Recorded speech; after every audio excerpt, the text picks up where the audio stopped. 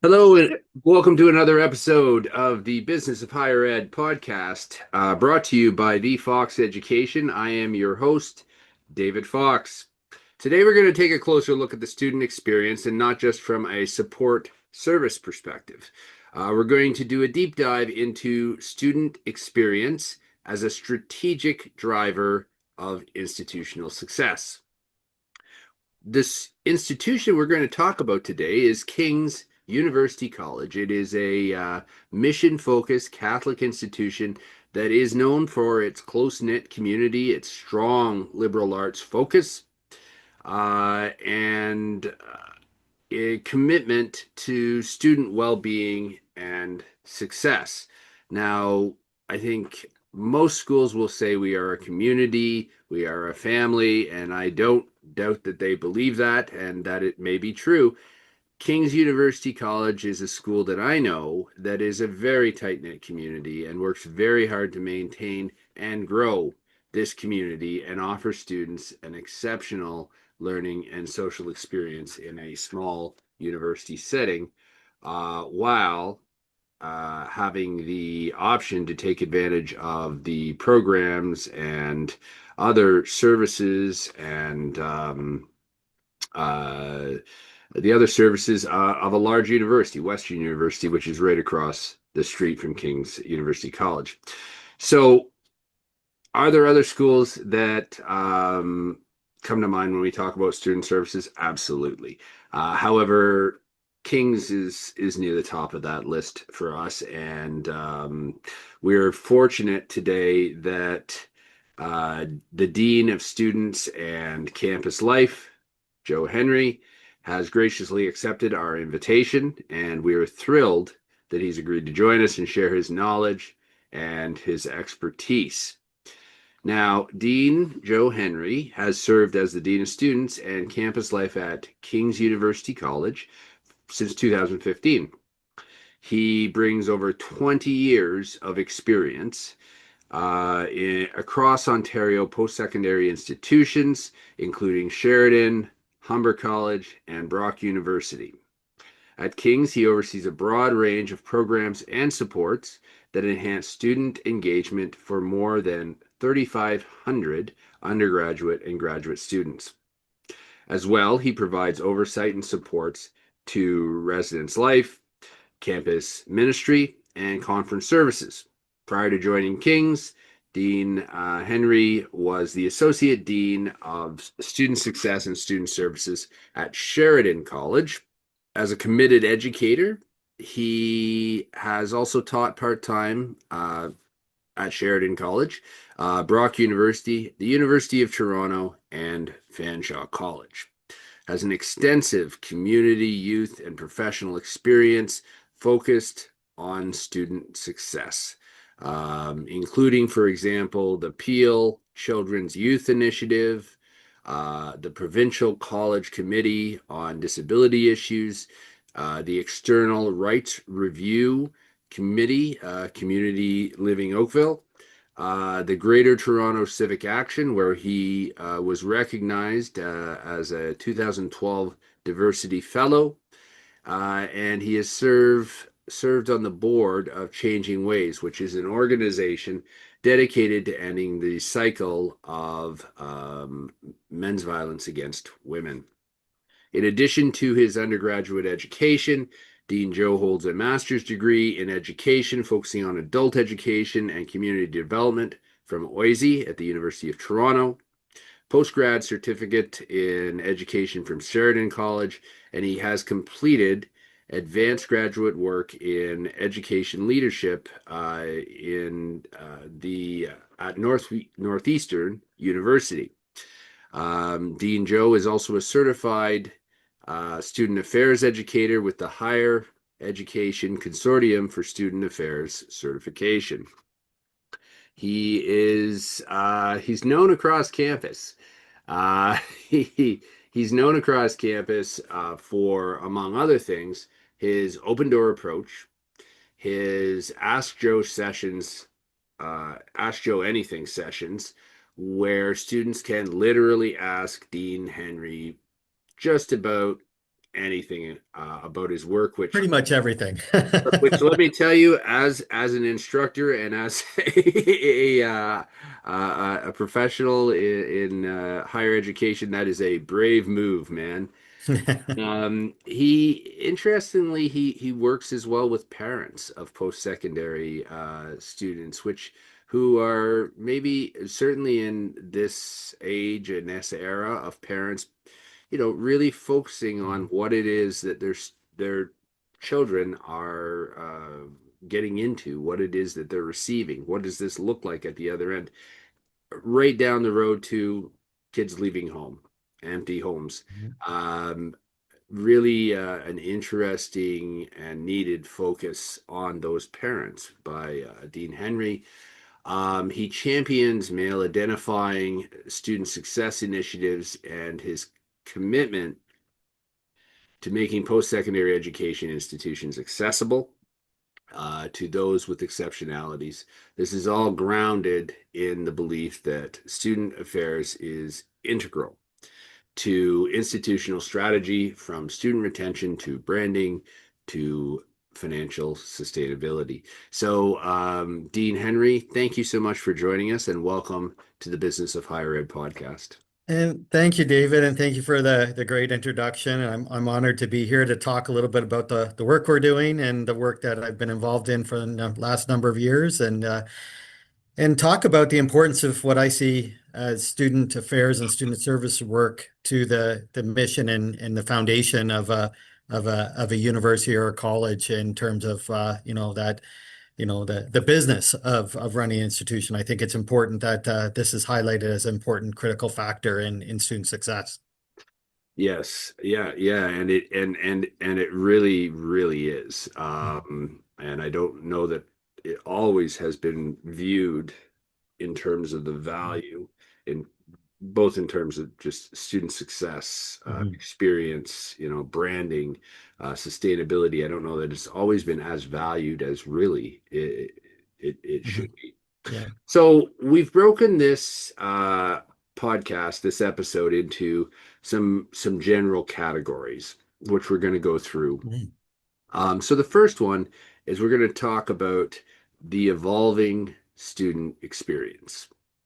So big picture, over the past decade, the expectations of university and college students and their families have changed dramatically. Mhm. They're looking for, among other things, flexibility, digital access, belonging, career outcomes. There's a lot of talk about value, Mhm. and that value is different for different students. From your vantage point as a dean of students, what are the most significant shifts that you've seen in student expectations at King's and more broadly, based on your experience at other institutions, in Canadian higher education? Yeah. Yeah. I think certainly over the last 10 years, things have shifted, and you can kind of look at pre-COVID and post-COVID as kind of, I Mhm. think, some interesting changes that I've seen with students and student engagement. And not to say some of these things weren't there prior to COVID, but I think COVID has changed some expectations. I think, but if we're to generalize over the last 10 years, I see things certainly around flexibility, in terms of the flexibility of course options and delivery, the flexibility of institutions to respond to changing demands of students. Universities are notorious in terms of, I shouldn't say maybe notorious, but certainly that might be a word of some inflexibility, I think, or I think by nature, sometimes conservative institutions. As much as we talk about innovation, we can be very conservative in terms of how we approach things. And I think that has driven some, maybe some stagnation around some of the programming that we offer, both inside and outside the classroom. Mhm. But I think they're wanting to how they're wanting to see how education can maybe fit their lives a little bit better. I think if I look at our students, and I can say the students here at King's, about 75% of them working part-time. We have everyone from age, 17, 18, all the way up to 65. So they're trying to fit work. They're trying to fit volunteering. They're trying to fit their lives around education. So, 40 years ago, the dynamic and demographic of a university campus was very different than it was now.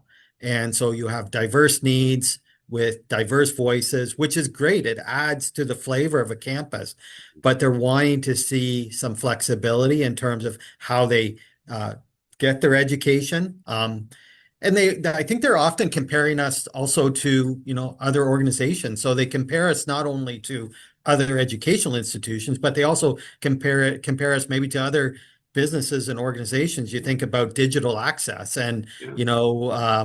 things like they would expect us to do.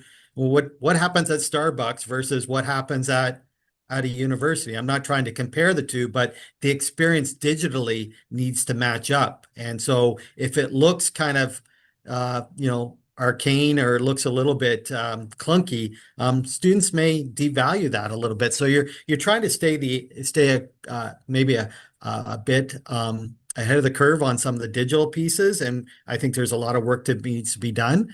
At the end of the day, they also are craving human connection. I think post-COVID, that human connection piece is really become more apparent in terms of, it was great to be online, added some flexibility, but I think what was missed in that was the human connection. And now you throw AI into the mix, and you can get so much done on AI now, and whether it's ChatGPT or any other platform, you can get information. But I think the community piece of what an education provides in terms of what is it that we're meant to do, and we're meant to gather people together and belong to community, and they want both the flexibility, but they also want the experience. Hmm. And they're asking questions like, will I belong at this place? Will I be supported by people within the institution? Ultimately, it also is, will this institution help me understand where I need to go? And it's going to be increasingly harder for institutions. Like, we can't predict the future. Like, 10 years ago, were we thinking about ChatGPT in this way? No. So where are we going to move forward, and how do we set people up for that first step in their job and career when some of those first steps outside of university might have disappeared in terms of career options? So they're asking all these questions, and we need to increasingly respond to them. And it's the students asking those questions, but it's also the parents and other stakeholders that are involved in terms of this. So I think we're going to continue to see those shifts happen. So would you say it's very interesting, the digital human piece, right? Mhm. Um, would you say that students, your experience is that students are more open to advocating for themselves, more open to asking questions? Um, I didn't go to school that long ago, but I can tell you, Yeah, we the idea of appearing at a dean's office and saying whatever it is I say, um, that wasn't going to happen. So yeah. you're finding that students are more they're more, I guess, confident in questioning things. They're more confident in advocating for themselves. Uh, would you agree with that? Yeah, I think it starts. I think there's always going to be a subset of individuals that maybe are a little bit put off by maybe going to ask the question to someone with a lot of gray hair or something like that. And a little bit, but I see, a lot more questioning around why things are Why? and why can't they be this way. And we're really lucky at King's where we have a really super engaged students council or student government Okay. who helps really advocate for changes within the campus as well, which is really great. And they're a great partner with us to think through ideas and thoughts around how we can do things a little bit differently. And at the same time, elevating voices that might not get elevated in settings that such as these.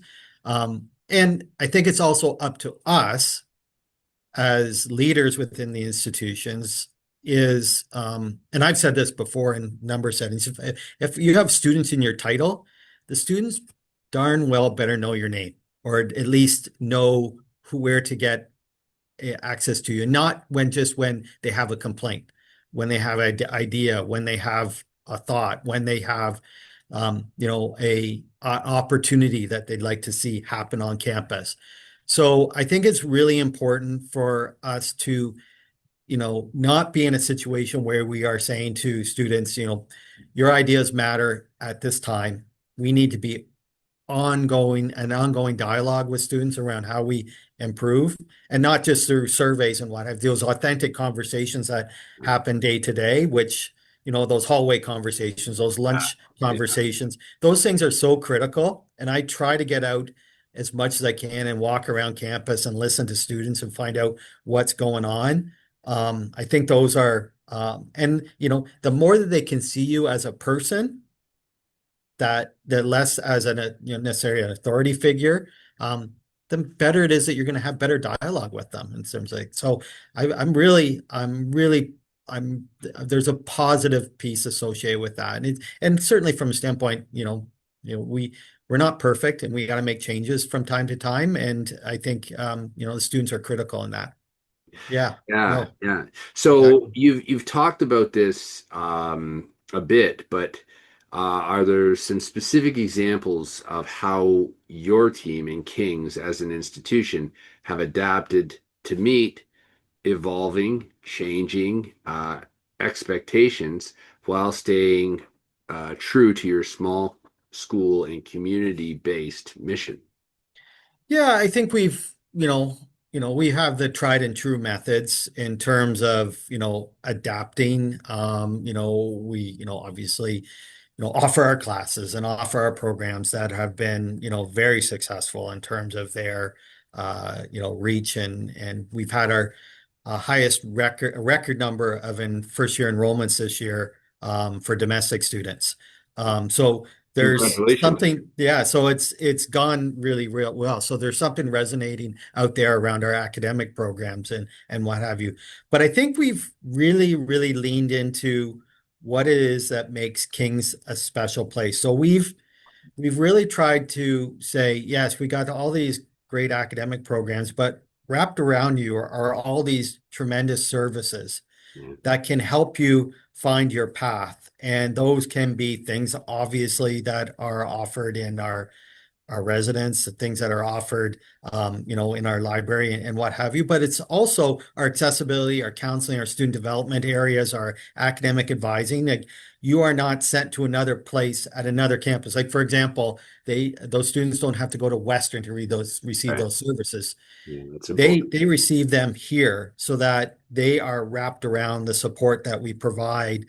So it's not like, okay, we do the academics and they take care of the services. It's about the holistic experience, and we've really leaned into that personal kind of learning journey that students are on, to be able to say, look, we've got you right from the start, right to the end. And I think we're going to continue pushing on that, because I think that that's what students want out of the experience. They want something that is, there's that underlying basket of support that can be provided. Like, you mentioned in the intro that I do an Ask Joe thing every Thursday. I do, and I'm doing this Thursday, where you take questions from students, and I think that's where we can be really authentic in our conversations.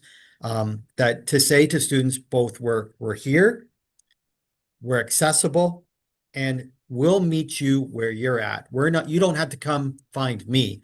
I'm going to go where you are. And I think we've really leaned into that notion of what makes King special, of of that personalized support.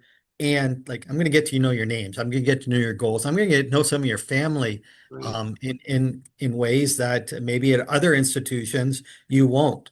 And Mhm. I think that because of our size, that allows us to do some things and be a little bit more nimble to issues that are happening on campus and make change where we need to, sort of thing. So we'll continue to adapt. We've, obviously digital technology, some of the work we're doing around innovating on campus in terms of services and supports and kind of some digital activities that we're doing. But at the same time, it doesn't replace those activities. Those digital activities are complemented by the people that are services. Like, when you refer to people here, oh, you need to go talk to Joe, or you need to go talk to Lauren, or you need to go talk to Shelley. By names. That's how we don't necessarily refer by an office sort of thing, which is, I think that creates that feel of a campus that really does care. Yeah, yeah. And And it's been critical. Like, I think if you look at institutions that invest in these, if we look at retention and look at, graduation rates and what have you, if, take away those services, what happens to your retention rates? How it happened to your grant? So there's a financial imperative on the institutional side, but it's driven by what you want the experience to be. And so the brand piece of like delivering on the brand, it's not about what is out there in terms of how we're advertising. It's about what we're delivering on in terms of the promise that we're making to students when we're out recruiting them. And are we delivering on that? So the old adage, it's, they won't remember what you said, but they will definitely remember how you make you feel. We mhm. want people to feel something when they come here. And I think that that's done through, our student leaders, that's done through our faculty, obviously, through our staff, all the way up to our president. And I think that that's an important element of who we So are. King's is well known for its strong sense of community, and residence life plays a huge part in that. Mhm. I've worked with people who have come out of King's Residence Life and worked in other residence life programs, and really great residence life program at King's. I know that. Residence life is often seen as part of student services. Mhm. But the reality is, it's also part of the business of higher education. It affects Correct. recruitment, it affects retention, it Mhm. affects branding, it affects revenue, it Yeah. affects many, many things. So, Mhm. my question to you is, how do you think about residence life through both a student development lens and a strategic lens? Yeah, obviously, it does start with the experience of what you're trying to create within the residence community. And our residences, we have a number of different residences, along with our upper year buildings as well, that we have to help support. But primarily, we serve, first year students who are coming to university, maybe coming from a small town where it's that transition to maybe the bigger city offers a smaller community within a much bigger community, so cognizant of that. And but also you're bringing people from all over the world, Right. like we have people from like 25 different countries, both degree and exchange students, to come together to live in community. So it starts with community. It starts with what are we trying to create, and thinking about the types of offerings, obviously, that we're going to provide. So, not just there's the types of rooms that we offer, the food and dining experience that are Mhm. afforded to those students, the type of uh, infrastructure that we provide to the residence life programming in terms of how Mhm. we bring community together within not only the floors, but also the broader community in terms of what's afforded to various groups. So, you think back to, I've talked to alumni who were here like 30 years ago, and they talk about their experiences in our townhouse residence, and they were in townhouse 6. And that was like a badge that they say, I was a Townhouse 6 guy, or Townhouse, I lived in the Wemple building in the 300s as an example. So they really there's a piece of they get really nostalgic about that experience, and that really hasn't changed. Um, but increasingly, it's also an economic imperative. You think about the ancillary dollars that are generated by residents. That means you are challenged by ensuring that your facilities are up to date. We've just spent significant resources in upgrading our washrooms in our alumni court building. We are adding on, thankfully, to our suite of residence offerings, what are we calling our super singles, which is a place where it's a little bit more privacy and a little bit more homey feel within a single room accommodation, as well as we're offering double accommodations, our traditional double dormitory, double bed accommodation where you're with a roommate, which isn't a very affordable option for some folks that need that option. So you're trying to kind of support everyone across the spectrum in terms of support and housing the people that need housing, because housing can be a challenge with folks. Certainly within London, we're challenged by that. So and then that housing then generates revenue for the dining hall. The dining hall is an important part of that mix because we have an external provider that provides dining services. We generate a commission off those sales. So at the end of the day, what are we returning back to the institution to help generate an important revenue source that, when we're thinking about, revenue challenges that universities face, Mhm. these are increasingly areas where we're looking to is the ancillary and alternative revenue streams, because then those residences can also be used for summer conference services and and other events that we can drive revenue from. They'll never replace, obviously, the core business. The core business is education. But at the end of the day, those ancillary pieces have to drive a return on that investment that's driven back to the institution. So it's the community first. It's always the community and the mission first. But the revenue pieces, that focus helps us decide what are we going to invest in within the community, if that makes sense. So it's a both and sort Yeah, of approach to that. And at the end of the day, we know that students that are in residence are retained at a higher level that's than those that are living off campus. So that retention factor is really institutionally. So we know that students are because they've helped build a community, because they feel connected, to the campus, they're more likely to persist. I think people generally want to feel that they are a part of something, or a Mm-hmm. part of a community, Yep. and that's something bigger than themselves, and that they belong. They Mm-hmm. belong to that, and that's just a really important thing. And for people in terms of uh, self-confidence, in terms of Mm-hmm. learning Yep. new things. Well, And exactly. The learning piece, like we're going to support them, and like, maybe you're coming from home and you're, for 6 weeks, just trying to transition to this place and be comfortable with maybe some of the life skills deficiencies that people might have, and we're going to help you oh with some yeah, of that. yeah, And that's what residence living is all about, is developing a set of skills that you can take out after you leave here, whether that's going, into, whether that's staying in residence or whether that's moving on to, off campus. You're developing a set of skills. Everything we do has to be built on, our mission, our community, but it's based on hopefully also that we're giving people a set of skills that they can take out with them. So, yeah. Like I think about RAs, like when I look to hire people, there's three types of people I like to hire. Um, I like to hire people who were RAs. I like to hire people who were lifeguards, and I like to hire student athletes. yeah.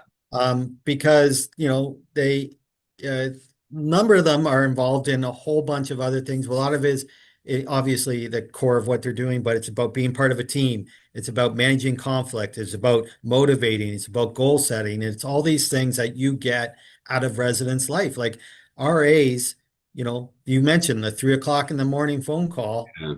you're dealing with conflict. You're having to problem solve. Who am I gonna call? Who I need to talk to? You're thinking about mediation and managing that conflict. Like these are skills employers are looking for. So I always said it was an RA position, a residence assistant is the original work integrated learning opportunity.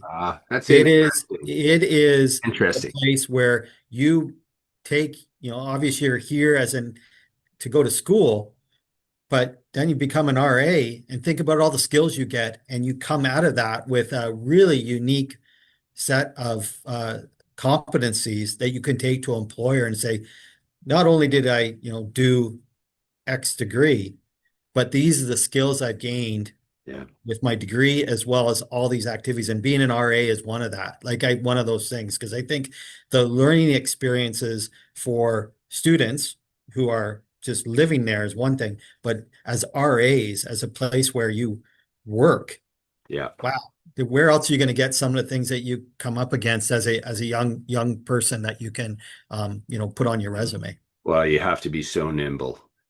We're going to move on to a different segment, which Okay. we're going to focus on student affairs as a strategic investment. It's a tough economic time. It's a Mhm. tough economic time. So, in an era of tight budgets and shifting enrollment trends, Mhm. how can student affairs demonstrate its contribution to institutional revenue and sustainability? Yeah, it's always a challenge because, how do institutions position? Are they a kind of a profit center or revenue center, or are they, cost center? Um, and, I like to suggest that we are, positively contributing to revenue, in the fact that, if a student feels supported, um, they simply stay. That they're, if a person feels like they belong somewhere, that they feel connected, they're Mm-hmm. going to stay. Yeah. And student affairs work where we're, whether that's the work of a counselor, whether that's the work of an advisor or an art residence assistant or resident manager, whoever that is, you know, those those people are critical to the support elements of a campus. And I throw even, our food service workers into that mix. Yeah. That smiling Yeah. person at the register, I don't even know if we call it a register anymore. I'm dating myself, who Card. talks about, who talks about, swipe person where, Yeah, and where they he know talks them. about your day, Yeah. and that's, so that of belonging, and are really important. I like to tell this story, and it's not even student affairs related. We were doing a project when I was back at Sheridan around defining student success, and one of the stories that my colleague at the time, Maria Lucida Besley, who was the dean of students at Sheridan, told was about a conversation she had with a person who worked in facilities um, and cleaning classrooms. And, and their connection to the campus was that, I clean this room because students learn here. Like you want all your staff to understand that they have a critical role in success, and that success of that one student is going to return some investment back to the institution because the likelihood of that person is going to stay. So if that student stays, the institution is going to be healthier. Hmm. They're going to be academically moving people along. You're Hmm. going to have, higher, graduation rates and all those things that we're measured on as institutions. And financially, you're going to, obviously benefit because you're not having to recruit because it costs much. It's much more economical to retain a student than it is to recruit a new student. So I think while we don't maybe generate revenue, we protect the revenue that's brought in. So if I think that's what I'm trying to, kind of say with a kind of the strategic lens on that in terms of, looking at the things that we do, the things that we invest in.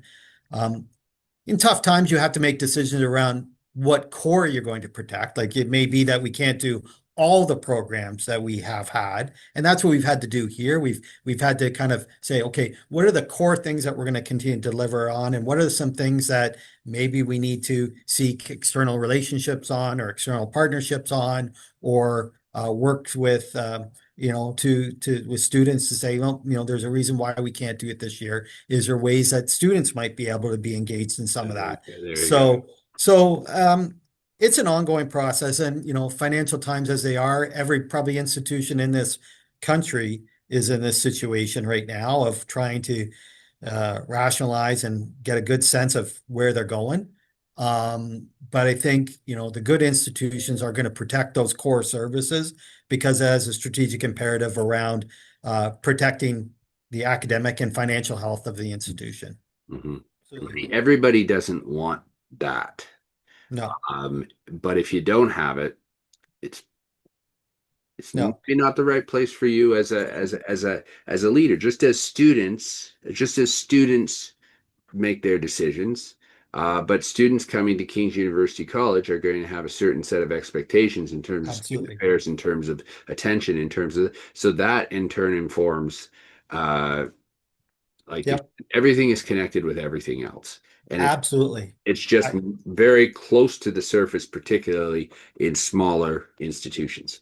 yeah, you come here first, you could work at larger institutions, you could, much larger institutions, but you come here because there's a mission focus, there's a set of values that we hopefully we uphold in terms of our behaviors. So, when we talk about, inclusivity or we're talking about stewardship, so we have five values, excellence, stewardship, inclusivity, we look at how we ensure that this place is, that those values kind of flow to the students by the people that are working here. So I meet with our physical plant and maintenance folks at the beginning of every year, talk about the new things coming up and, to thank them for their work. And same thing with our food services staff. Everything has, in a small place like this, you have to have tentacles throughout the whole place to really have, and to thank people for their work. Like Yeah. this is, and to be gracious and welcoming of their viewpoints because they bring good ideas to the table around. And I think, it's in other places it might not be like that, but here there's a reason why I came to King's is because of Mhm. that reason. And I think if we can, and you can't help but, just enjoy this place. It means if you come in as a leader here, it's very different than being a leader at a, bigger institution. Like you are pulled in Mhm. lots of different directions and you get to wear a lot of different Well, hats and you gotta want that. because of that, right? You gotta want that. You gotta Yeah, like that. yeah, because you have to be sometimes at the strategic piece, but then you have to drive down to say, look, I have to be doing out there doing this today because there's an expectation of visibility. So, Mm-hmm. if you want to kind of sit in your office all day and expect students to come to you, this isn't a place to work at. Mm-hmm. Don't, I wouldn't suggest that this would be a place that that type of person. I'm not saying anything, that's the type of thing people are looking for. But if you don't want to be amongst the students in the community, you probably shouldn't choose to work in a place like this. Well, so how do student affairs contribute? And we've covered some of this, but Yeah. student affairs contribute to King's value proposition. Mhm. That is the sense of what makes a King's education worth the investment. Yeah. Obviously, I know that, students are, paying more for their education. Families are paying more. I get that. And so they do want to see an ROI on that. And whether that ROI means, it can be, that first job, it can be, that first threshold of a meaningful income. I get all that stuff. I get the value proposition piece. But I think from a student affairs perspective, I'm thinking that when we look at why they come here, I'm gonna, it is about the community. It's about the support that what our teams are sort of creating in terms of that. And it was talking about ensuring that we are equipping people with the skills to be able to take that learning that they are getting inside and outside the classroom into something that's going to be meaningful to them. So, I think, the value prop is, I don't think, that people choose an institution based upon the best student services. I just don't think they're coming for a program. They're coming for, they're choosing. We just had our open house last weekend. They're coming to see the one of so many great programs that we have here. So I get that that's the driver of why people come. That's Yeah, interesting. That's yeah, interesting because I would be looking at student services. yeah. So I would say, they come for the program. But the value add piece, if we're talking about value, is the wraparound that we provide. And that's where I think I'm most excited about is the fact that we can provide that to the students. So come for the program, stay for the support. If I'm, you know what I mean? Like Yeah, yeah, that's kind of what I'm, because it's the same thing with you know, a lot of if we're not we're I, obviously I believe that we are a core function within the university. But the core function always starts with the mission, the academic mission of the place, and the academic mission is educating people for a specific purpose and to be able to go out and make change in the world and become change makers and create um, opportunities for the common good with based upon who we are. mm, So I think we want to impart to people that the programs here are fantastic. The people are here that are going to, teach you are top of their class in terms of teachers and educators.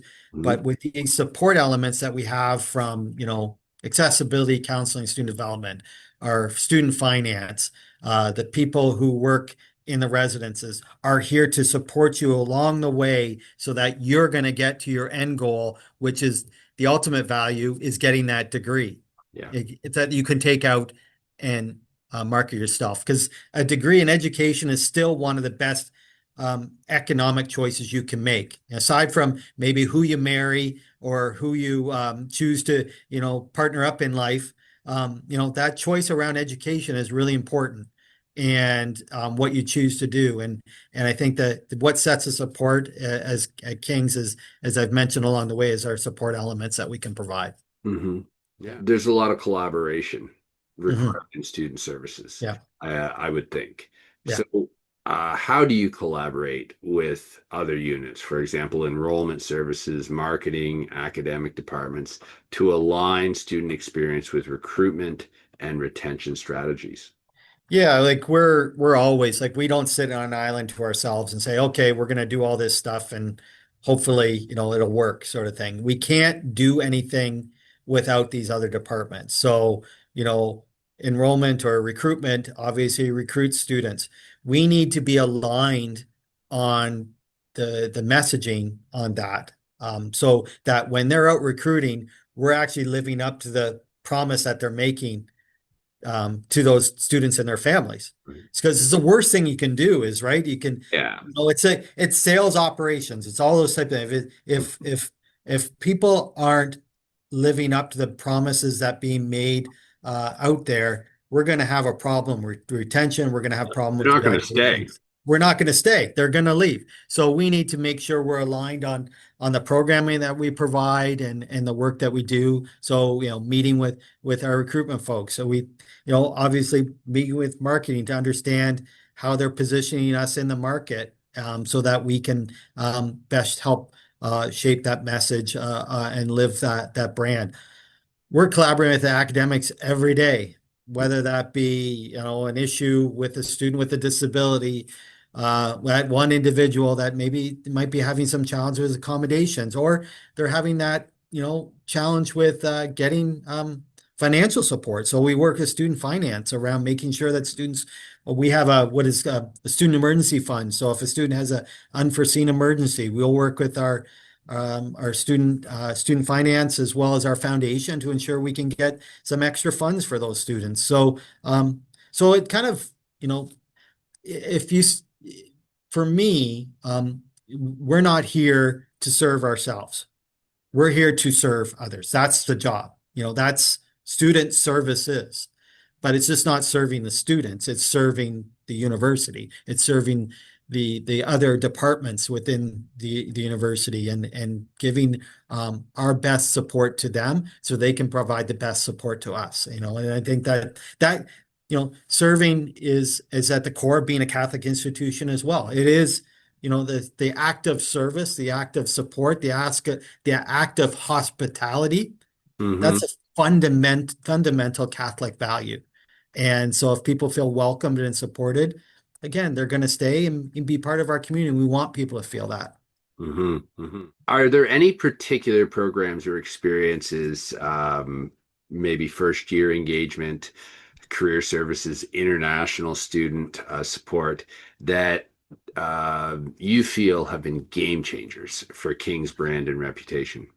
Well, there's a few things. Obviously, our orientation program is, part of a broader a week program associated with Western and what have you. I think our welcome, I put our welcome here at King's up against any other institution where we have our softs, our first year students, our first year students be mentored by those softs as a really great welcome experience. And it's not just about a party, right? It's not about, hey, we're going to have these great concerts and it is about the one-on-one piece that I think, and we put a lot of effort into training and a lot of effort in selection in terms of the support elements to that. So really proud of the work that's done there. Our accessibility services, our students with disabilities here. Um, I started my career as an advisor for students with disabilities, so I have a Yeah. strong affinity to support students with disabilities. We have over 700 students with disabilities that call King's home. I think that we can do things here because we're smaller again in support of those individuals. I think, and as a result, that contributes to their success. And if you talk about return on value or a value opportunity, ensuring that students with disabilities get an education gives them a leg up in the employment market, which is ultimately a social good.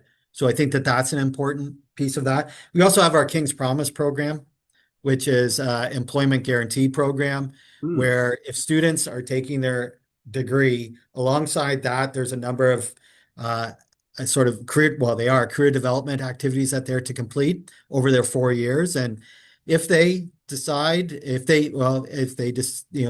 obviously decide to participate in the program, it's voluntarily driven. We say, if you don't have a job 6 months after graduation, come on back. We'll give you some more courses and career support free of charge. We're standing behind Yeah, the brand. that's great. That's And I think, the other universities have done some of these things, but I think our job is really to help students equip them with a skill set to be able to talk to employers about opportunities. And the hope is that over their 4 year journey with us, they're going to get the skills that are needed that are going to equip them not only for that first job, but then to transition in to a really successful career sort of thing. So, well, mhm. the opportunities, Yep, that and the confidence, right? Um, and those relationships are key, right? So absolutely. the relationships tend to be very, very strong, right? Because it's a smaller school, they know each other.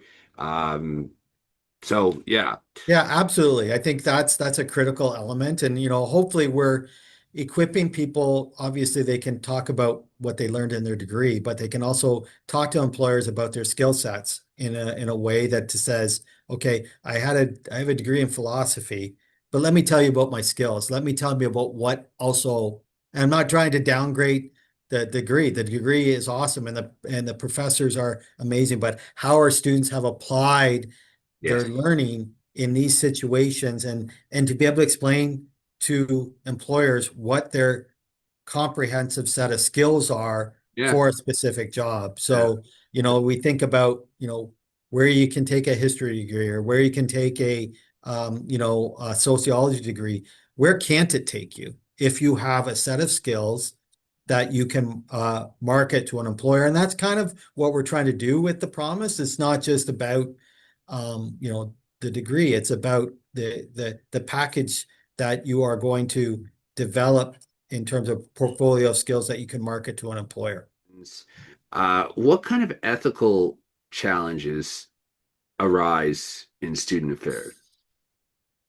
Um, yeah, it's a challenge. Obviously, I think at times where we've seen is that, obviously when you throw it's expensive to go to school. And I think students sometimes see themselves as customers and we are the provider. And what comes with that sometimes is this notion of, I'm owed something. Mm. But and I think at the end of the day, how I sometimes explain it to students is this place isn't just a transactional place where I pay something, you give me something. You got to, as you mentioned, you got to work to get your hands dirty. It's like going to a gym, right? If you don't go to the gym and work out and take advantage of all the things that are available to you, and if you just stay on the treadmill, well, that might help you on your cardio, but it's not going to help you on, weights or, you're being able to lift. So you got to take advantage of everything in this place. And what you really put into it is what you're going to get out of it. So I like to say to students is, yes, they are people, they're important people, but you need to be as engaged as we are in this experience. So it's not a transactional experience. But we're here to guide you through that support. We are, we are people here to support you support you along the way. There's certain transactions that happen every day, right? You got to pay a bill. You got to pay your student fees. You got to make sure that you're taking the right courses, and those can be transactional at times. But the broader things that we need to do is, where maybe an academic advisor might be coming in and asking and might be saying, oh, well, helping students understand the why of what they're taking, Yes. understanding what the ultimate purpose of that is, or talking to a career counselor or a personal counselor to deal with some of the challenges that the people are facing around that. So that guidance and support is along with you in terms of this. So I think we need to push against that. Yes, students are, they are paying for a service. I get that, but they're not like a customer. So there's an ethical dimension associated with it. You're not going to get the customer is all right. Sorry, customer, you're not always right here. Right. You might not be right. Oh, maybe And I not. think, and you're probably in many cases, you got so much more to learn. But guess what? We have lots of people that are here can help you learn those skills. And so we have to make sure that that is important part of what we're trying to do. So, Future. Talked about mhm. the past. We've talked about what's going on right now. When you think about the next 5 to 10 years, what major trends do you, in your opinion, might shape the future of student affairs in Canada and globally? How much time do we got? Like the rest of the day, sort of Let, thing? let's just toss let's say three. Okay. Well, I think I wouldn't be, AI is going to continue to, where that ends, I don't know. But I think, increasingly, we have to, embrace AI Yeah. in ways to help, but we also have to question AI around, what are the limits of that. So I think we need to understand, various ethical dimensions of the use of AI, and we need to equip students to to use AI ethically, and we need to employ AI in maybe different areas where it can help us reach more students. I think there's going to be an interesting balance point around that. Who knows where that's going to take us and how quickly these things have emerged, and where these things end. I think what will happen though, and I'm not is that people, this might drive people to say, look, I'm tired of talking to uh, a language model. I want to talk to people. Mm, So it may drive, and I'm not trying to be a Luddite here or anything like that. I like computers. I love technology and what have you.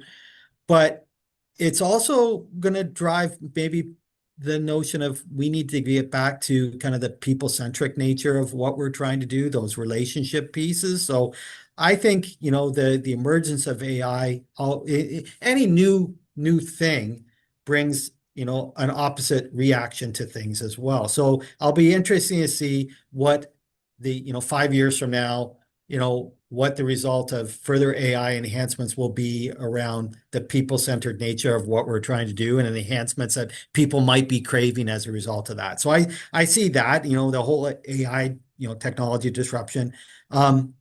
Demographics, obviously in Canada, continue to shift. yeah. Obviously we've seen the downturn in the international market. Mm, Um, how will that come back? What will come back? I don't know. But, the diversity of our campuses will remain and continue. So, and whether that be, international students, it also will mean more mature, maybe mature learners, not other non-traditional learners, people that are coming in and out of education, again, more just-in-time education for opportunities. I think it'll have to drive some flexibility. I think those are going to be the demographic challenges that we'll all respond to in Canada. Obviously, U.S. there's different pockets that are going to see, talking about college closures and things like that. What are we going to see here in Ontario? We're going to see colleges and campuses merge, and what does that mean for institutions? We'll see. I think mental health will always be there. I think people are so much more cognizant of mental health and I think good institutions will remain invested in mental health support on their campuses, for the fact that if you're recruiting people, there aren't the opportunities to refer out into community all the time because those services are overburdened. So we need to ensure that that continues to happen in really strong ways. And I think I'm I'm thinking that as institutions, we're just going to have to really, continue to move down the road of personalization. People want to ensure that their educational experience is personalized to them, and we have to remain adaptable to that. So I think those are going to be some challenges that we're going to see. But there will be opportunities in all these. There's always opportunities in all these spaces, and I'm excited about the future. I figure I got about 10 years left, maybe. Maybe I don't know. Oh, you have So more I'll than be that. interested. We should More than replay it 10 years from now and see what's come out. I don't know.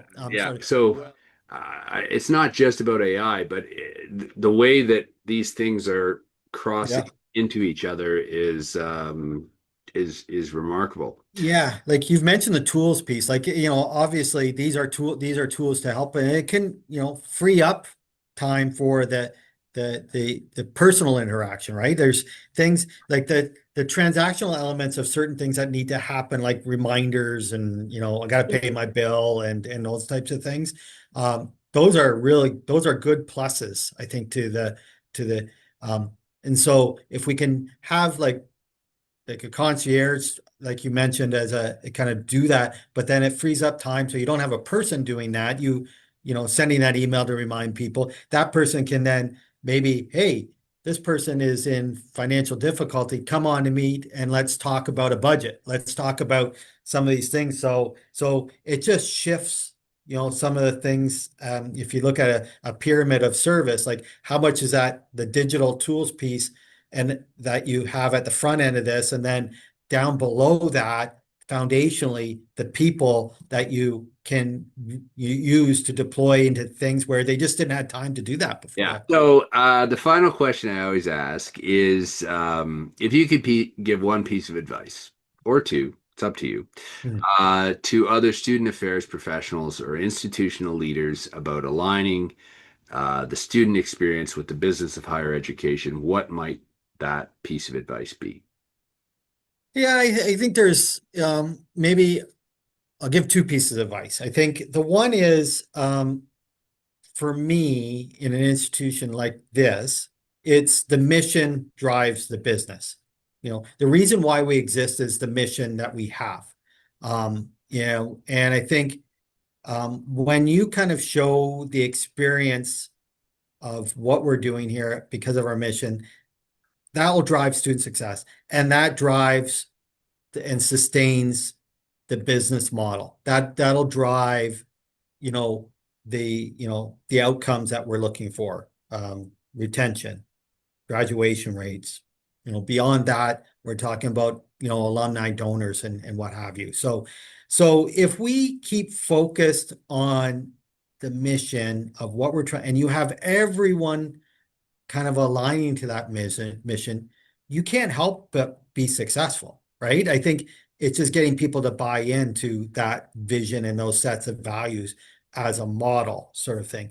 We're nonprofit, so we're not here to generate billions of dollars of shareholder value, right? I think that's not what we're here to do. We're here to, create change makers and people, and to, serve the common good. So that needs to be something front and center, I think, that's front and center for me, like in terms of mission focused work. I think for people who are maybe it's a piece of advice for people maybe who are wanting to get into student affairs work, is that you need to really be visible to people. I think it's a really important, and I've mentioned it previously, if you have students in your title, if you're a dean of students, if you are a vice provost students, if you are whoever students, people need to know who you are. And that's by being visible. That's by, whether that's being visible to, um, you know, setting up in the Student Life Center and having conversations, or Mhm. having a visible presence on social media. And it's those one-on-one conversations to know that those people are valued, the people that you're serving are valued. That's a critical element. So if you don't want to, if you want students to know who you are, be visible to them. And I think and I think student affairs, majority of student affairs professors get into this work to serve the students. So most of them are doing that anyways. But I think, you really have to take the time and schedule it, make sure that you're being intentional about the work, and communicate to people why you're doing the work, because you can be pulled in 10,000 different directions, but you want to protect that time because that's going to be valuable to you. So you're going to have to make some trade-offs to say, okay, I'm not going to do this, but I'm going to do this. And it's in, student affairs work does have impact on family. It does have impact on lots of things that go on, and you get the call at night. That's, and they're sometimes not always great conversations, and you've had to deal with some pretty challenging things. And so that's really important, is, I think just keeping the student at the front and center of the why, of what you're doing. And I think things will end well for you. So I think mission focused, student focused. That's the way you do it, and that's the way you do your work. All right. Well, Dean Henry, first of all, I want to thank you very much for your generosity of time, expertise, for sharing your expertise, sharing your thinking that you've seen in student services and in higher education over your career. Thank you for being willing to join the podcast. Once again, King's University College, Dean Joe Henry. If you are looking, take a look at King's University College. It's a really great it's a really great place at Western University. Um, uh, to our viewers, Dean Henry's photo and bio will be in the comment section below this video, and there will, as with all our other videos, there will be short clips which cover smaller segments of the larger interview. If you like what we do on this channel, please subscribe. If you have ideas that you would like to see covered, leave those comments in the section below the video. So Dean Henry, thank you so much for joining us today. Really appreciate it. And to all those watching, have a lovely day. Thank you. Thanks, David.